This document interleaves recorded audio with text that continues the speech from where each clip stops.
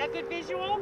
A year into the pandemic, a group of politicians, unions, and grassroots advocates say meatpacking plants are still not safe for workers in Nebraska.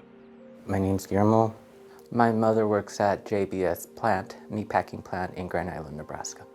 Guillermo Peña is the only member of his family who doesn't work at JBS. He is speaking up for his family because they worry if they do, they could lose their jobs.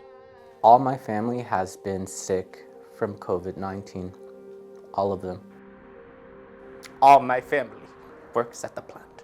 My tia, mi tío, my mom, my stepdad, God bless his soul, my sister, my other sister, her in-law, my sister's in-law, my cousin, my other cousin, their family as well.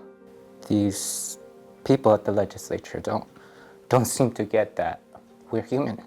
He traveled 142 miles to the Nebraska state capitol in Lincoln to join others who are also calling on the Nebraska legislature to pass a law requiring better safety measures. 7,043 cases were investigated and identified as working in the meatpacking plant industry. 26 deaths among cases identified as working in the meatpacking plant industry. 255 total hospitalizations among cases identified as working in the meatpacking plant industry. Family members have grieved over the loss of their fathers, their grandfathers, their sisters, their brothers, their comadres, and their compadres. And still, this continues to happen. Companies have started vaccinating their workers, like here, outside the JBS plant in Grand Island, Nebraska. And it can't come soon enough. Just the week before, the local health department identified 23 JBS employees who tested positive for COVID-19.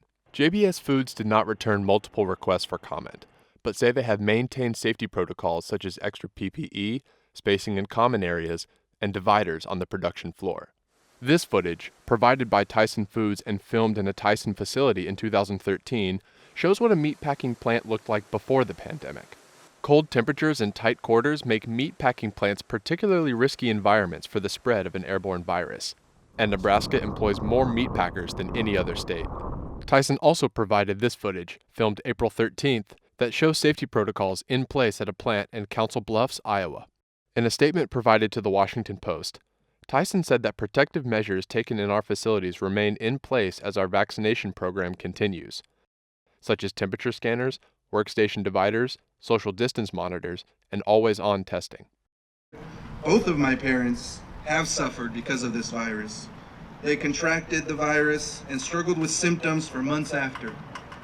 The work of feeding millions goes without paid sick leave, without transparent safety protection for workers, and without workers' compensation for COVID-19 victims in the middle of a global pandemic. The proposed law would make paid sick leave mandatory. Other key provisions would require companies to ensure 6 feet of distance between workers and to provide masks and face shields. I am very nervous to give testimony because it's always in the back of my head, will it affect my family? Like Peña, others have come to represent their families at the state hearing before the Labor Committee. I want my father to be safe. He's so close from retiring. Don't give me a packet of meat. Give him COVID sick leave. Make sure people have the proper safety guidelines in place and make sure that there's accountability. Let's talk about the 27 individuals that have passed away, shall we?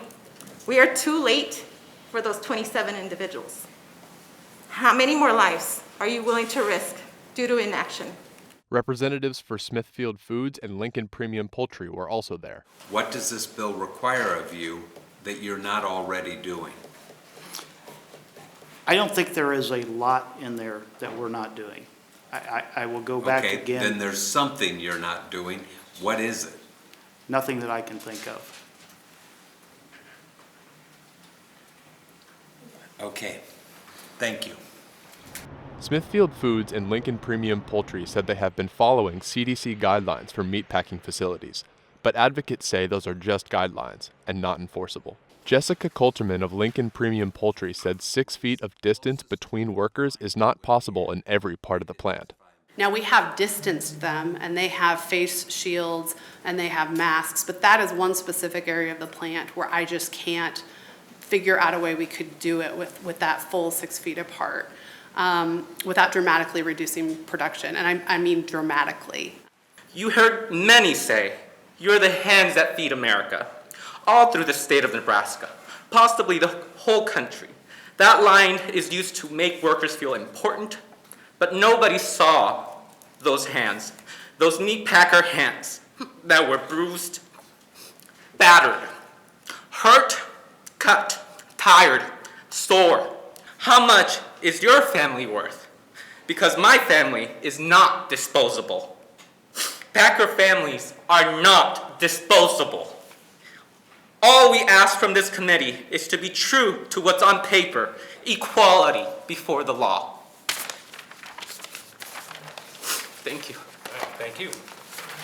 Are there any questions from the committee? Seeing none, thank you. I feel like a lot left my body, but some is still left in me. Some emotion, some hurt. I don't think it'll ever go away. The fate of LB 241 is still uncertain. The Nebraska legislature is expected to vote on it during the spring of 2021. I will have satisfaction when the legislation passes through and Governor Ricketts signs it.